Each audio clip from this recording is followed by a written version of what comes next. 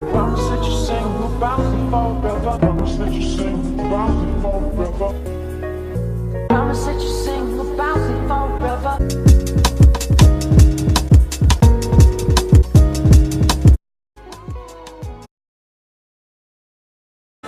Talk about it. If you really believe and gotta talk about it. You heard about what happens when you talk about it. Yes, let's talk about it. Like J. Cole said, let's talk about it. Now, have you been to my website, viecine.com? I do daily blogs and weekly vlogs, like the one I'm doing right now.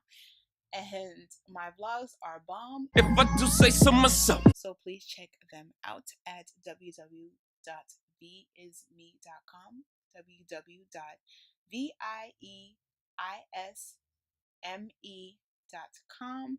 Also, if you don't know, I am in the process of self publishing my very first book. I am getting my life by telling my life. I am exposing abuse and trauma. I know it affects many, many people across racial lines, economic lines, generations, and I took a stand to expose my truth and hoping that it will help others share their truth. So it's kind of like a passive forward type of deal, a journey into finding yourself. So definitely check out the content I have on my website. I want you to be just as involved as I am and make this a community thing. So definitely check it out. And if you do like my content, please share as always. And if you want to support me getting my book out there faster, definitely drop a donations. And don't forget to subscribe. So this video is going to actually be a response to DJ Academics video. I'm pretty sure you know who DJ Academics is because he's a very popular YouTuber. If you don't know, he does commentary on what's going on in the hip hop worlds and rappers and basically in urban culture. And he's very up to date with everything, and his opinions are very unbiased. But he did recently make a video about culture roaching, especially when it comes to Post Malone, that guy who has that White Iverson song. And basically, he pointed out a few facts that I really want to co-sign because it's true.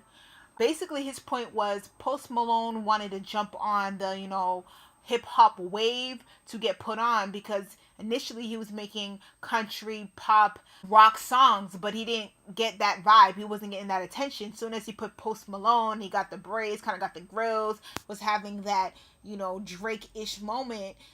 All of a sudden he got the hype and he was deemed hip hop, but he declined to be on, I believe, Double XL's freshman list. And he said he's not a rapper. He just doesn't do rap. He is all over the place, but he's mostly folk, country, rocker, basically not really into that nigga music.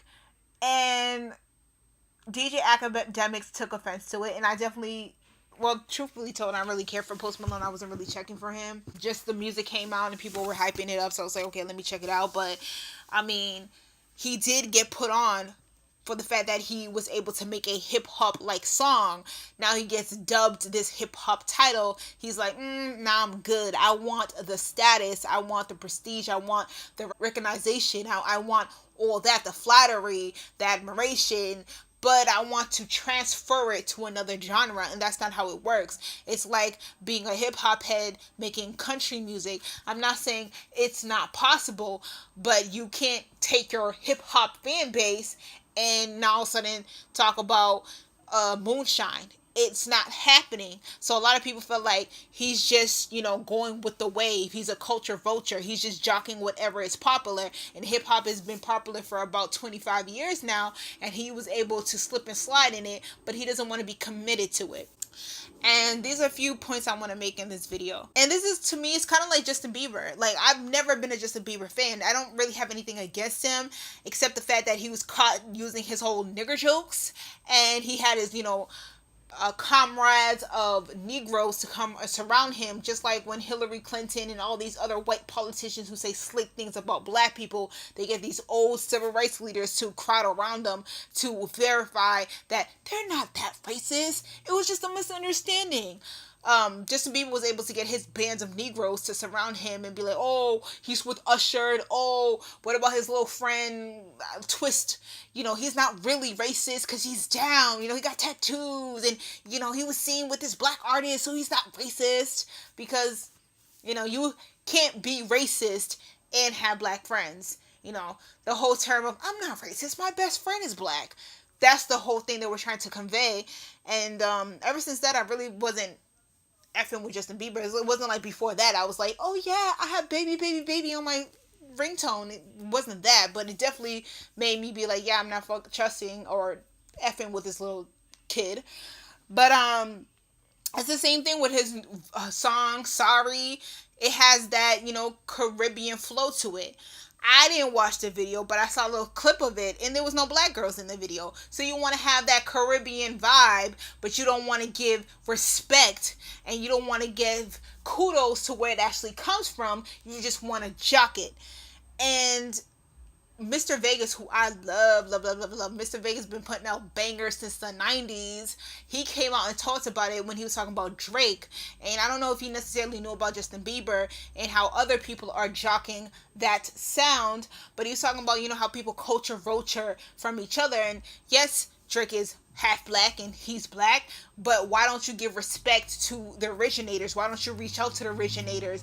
He had a song, I think it was One Dance, and he had with Popcorn, and he actually took Popcorn's verse out of it, and I don't know why, but that was done. And Mr. Vegas felt that was disrespect because you want the sound, but you don't want the originators. It's kind of like when Paula Mooney says everybody wants to be a nigga, but nobody wants to be a nigger. You want that black swag, you want the big dicks and you want the fat ass, but you don't want the struggle. You want to be Kylie Jenner-ish. And it's nothing new. To be honest, it's nothing new. I'm not surprised. I mean, how often do you see a white boy with red hair and braids? Come on now. So I'm not surprised that he now has the fan base and he's trying to convert them to a new sound because the hip hop thing wasn't really his thing. And there were videos of him before he blew up, and there was nothing about it that was hip hop. There was nothing about it that was rap. So I'm not surprised. But this is the era that we live in. People are jocking each other's words. People are jocking each other's sound, people's vibes, people's attires, people's everything. So I'm not surprised. It's the same thing with Miley Cyrus. I mean, Miley Cyrus has always been adored, this Disney kid, clean cut, and then she done cut her hair and twerking all over the place and doing weird, ridiculous-ish, and people are looking at her like, oh, why is it that Miley Cyrus gets to twerk, but when black girls twerk is ratchet? Personally, I don't really care if you twerk. I don't know why black women want to identify with twerking, because twerking is sexual in nature, and black women already have that Jezebel viewpoint, that Jezebel stereotype. But whatever, certain black women feel like, why does Miley get a pass? And I'm like, because Miley is white. We know that's the obvious, and the agenda in the media is always to portray whatever white people do is right. It's never to be looked and picked apart. So when she's twerking, people might be like, oh, she ain't got no ass cheeks, oh, she looks ridiculous, but people are still gonna be like, yes, Miley about to cop that new album, versus, let's say, Nicki twerks and Beyonce twerks. They're looking at them like, oh, they kind of ratchet. Ooh, especially when it comes to Nicki. I remember that Anaconda video. People were really digging it. But yet again, people were making memes after memes after memes of just her butt. Even though that was the contents of the video of her butt. But people made it seem like all she ever is her butt. Like, she doesn't spit. All she does is sit on stage, not even sit on stage, stand on stage, bends over, and that's the whole hour and 30 minutes. That's the whole concert. So when it comes to black women, yes, there's a double standard. Now, I've had big lips all my life. I was born with big lips. I have the formation of my daddy's lips, and I have the plumpness of my mother's lips. I've never really bugged about it. It never did anything for me. I just always had big lips. Is when I started getting older and started wearing makeup, and putting lipstick on. That's when people started noticing that I had big lips. And my half sister made a comment about it. She was like, "You have nigga lips," and that shit like just shocked me. Like, I knew I had big lips, but I never knew, like, to other people it looked weird. I've heard and seen memes about people saying Jay-Z looks like a camel and he looks like this and his big lips and his big lips. I never knew that was an issue until somebody said, hey, your lips is our issue.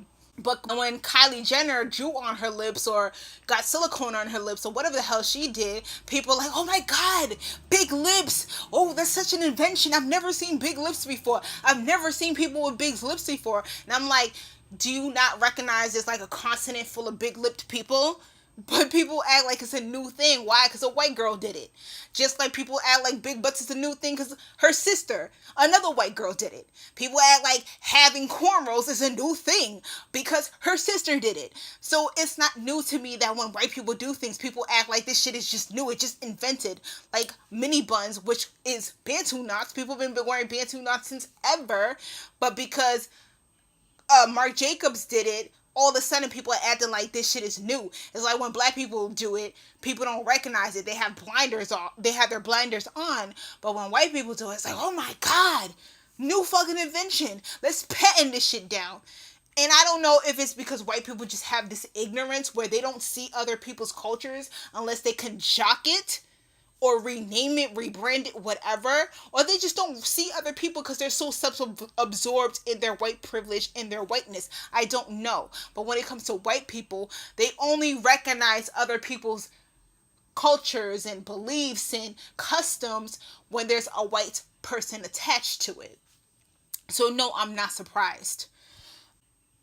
But other artists such as Brother Ali, which I really dig his music, he is a white rapper. He's not as famously known as, let's say, an Eminem or Mac Miller or any other white person.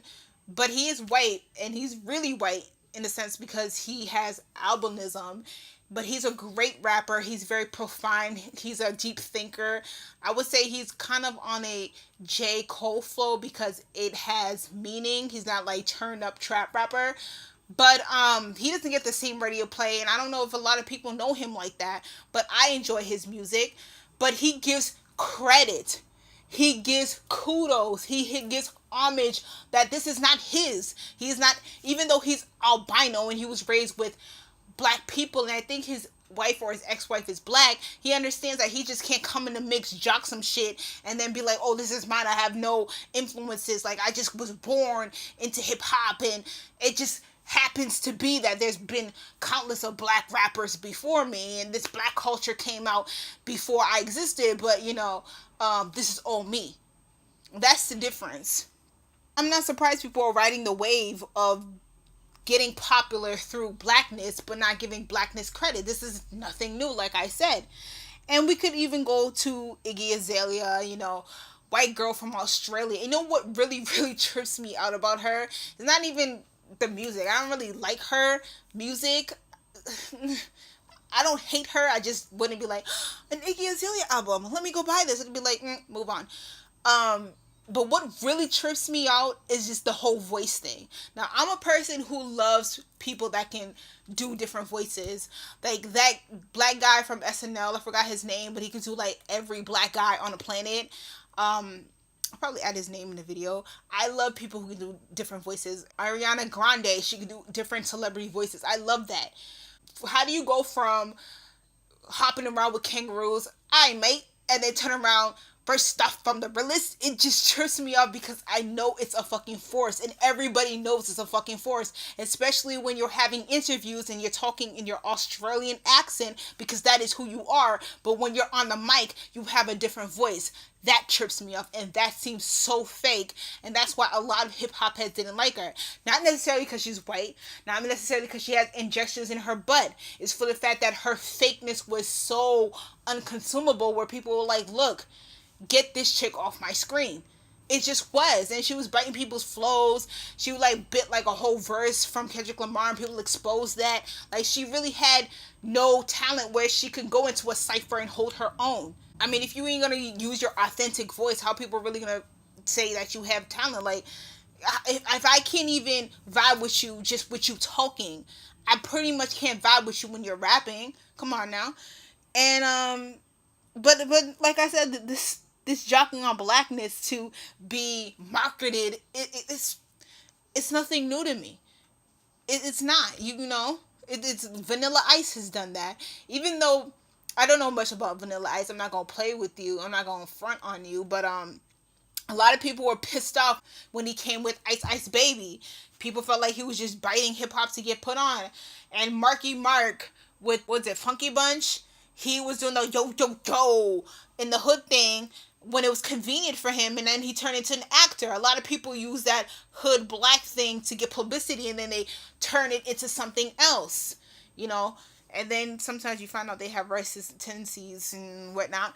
But the point is, they'll use something that's commercially hot, like rap is right now, and ride that wave until they get to a certain point, and they, you know, go off and branch off.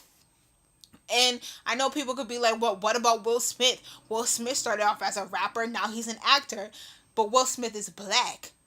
That's the difference. I'm not saying if you're, oh, that's not saying like, let's say tomorrow Eminem says, you know what, F this rap thing, I'm just going to do acting. People are not going to bug about it because Eminem, for the most part, has always been authentic to self. He's never pretended to be black. Even though he did come out with that song about his ex-black girlfriend talking ish about black women did come out. And just like Justin Bieber, he had his crusade and his comrades of Negroes to band with him and support him, which I wasn't for.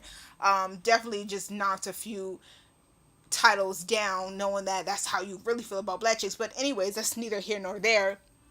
The point is that Will Smith is black, and he never jocked something. He was trying to spit again with the whole switch in that movie that came out where he was like a dating professional. I forgot what it's called. Maybe it was Hitch. I don't know. I forgot. Probably put it in the video. But he's always been true to self. And that's the thing. He's always been true. So he didn't just jock hip hop and then said, okay, I'm not going to do this or no more. Or I'm just going to be Clarence Thomas. I'm going to be all snooty. He's always been authentic to self. Even Eminem, if, like I said, if tomorrow he decides to be an actor, he's always been true to self. He's Trailer Park, Detroit. This is where he comes from. This is his thinking. Even in his early days where he was kind of psychopathic, he was kind of funny with his, animation, Slim Shady and Dear Mama. He kind of had this whole weirdo white boy thing going on, but that was his authentic self. So people effed with that, or they didn't. But he wasn't on some yo with the gangster girls and the Tims and XL shirts and rah. He didn't fake it, so people digested it. But these new white pillagers are just coming into black artistry and jocking it and remixing it and cutting and distorting it to make it what they want to make it. And then once they get to a certain status or once they get to a certain benefit, all of a sudden they want to push it off like it was trash. You want to slum with us, but you really want to be with them, but you can't be with them, so you try to market yourself, revamp yourself in the slumming. And I don't appreciate that. And DJ Academics is trying to get the point across too. He doesn't appreciate that. Hip hop is not just something that you do because you're bored. Hip hop is a lifestyle. It's a culture. It should be respected like any art form. And if you don't want it like that, you don't dig it like that, that's perfectly fine. No one's cramming Future down your throat. However, don't ride a wave for your benefit, but then be like, oh, I don't want to be associated with that. Like, that's beneath me. That's not cool, because if it wasn't for that, no one would be checking for you. Because if people were checking for you, they would have been checking for you when you was in your little Speedos doing your little dance routine. No one was checking for that. So when you put those grills in your mouth and you got the braids talking about White Iverson, that's when people checked for you. And these same people who jock their wave, they never know the culture. They never know the history. I remember Q-Tip had to, chin check Iggy Azalea on social media, I think it was Twitter, and let her know, like, hip-hop is not just some shit that you picked up. It's not some after-school special. Like, this is the history of it. If you're going to be a part of the game, at least you should know the bullet points. And she kind of dismissed it as, yeah, whatever.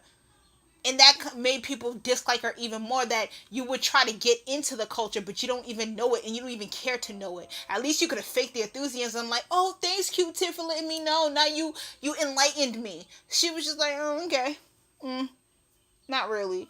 And when someone else kind of like, I think they at Iggy Azalea and was like, "Oh, what do you think about Black Lives Matter? Like, why don't you support it?" And she was kind of like, "It really ain't my issue to support. I mean, I think everybody should support, doing good and doing right, but I'm not really gonna advocate for it." Whereas, what is his name? That guy who got the Grammy before Kendrick Lamar and everybody was about to burn this shit down. That guy, that white rapper, came out and said, Black lives does matter, and he was marching with people, and he was talking about the racism in this country. And that's the thing, like, you want the culture, you want the quote unquote swag, but you don't want the responsibility of it all. And I'm not saying that every rapper does it, because I'm pretty sure these trap rappers and these gangster rappers aren't out here, being supportive of black causes. However, it's not like they don't get dissed either. It's not like people are not putting them on blast. It's not like they're untouchable too. People do talk about that. People do talk about the mess that they bring on and how they affect others. Hence, the video I made before, the niggatry and the downfall of Bobby Shmurda. Like, this shit ain't new. However, if you gonna be a part of the culture and you definitely stand out because, yes, you are white, at least you could do some things other than your gangster grill and your fake fat ass. I'm just saying. And other artists do give back. There have been countless of artists who are rappers or R&B singers who do either go back home and feed people in their communities, or give donations and large funds of money, or take them to summer camp, or help kids get into college, or give college funds. Like, they do give back. And I'm not saying that these white artists have to give back twice as much because they're white, but I'm just saying, don't bite the culture when it's convenient for you, but then diss the culture, or not acknowledge the beauty of it all, the history of it all. So I guess that's my video, because, I could go on and on, but I'm not. So let me know in the comments below what you think. Am I right? Did you actually watch the DJ Academics video? Because I'm probably going to link it below in the description box. But definitely check it out, because he definitely had valid points. And I did say that I wanted to make a response video, not really, but elaborate on his points, because I definitely agreed with him when what he was saying, because I do see a lot of culture vultures in the midst. So, tell me what you think in the comments below. Like I said, do you agree with me? Do you disagree with me? What do you think about this whole wave of white rappers trying to bite the culture but don't really want to be associated with the culture or speak out on social issues? Comment, rate, subscribe, and share. As always, be blessed, and I am out.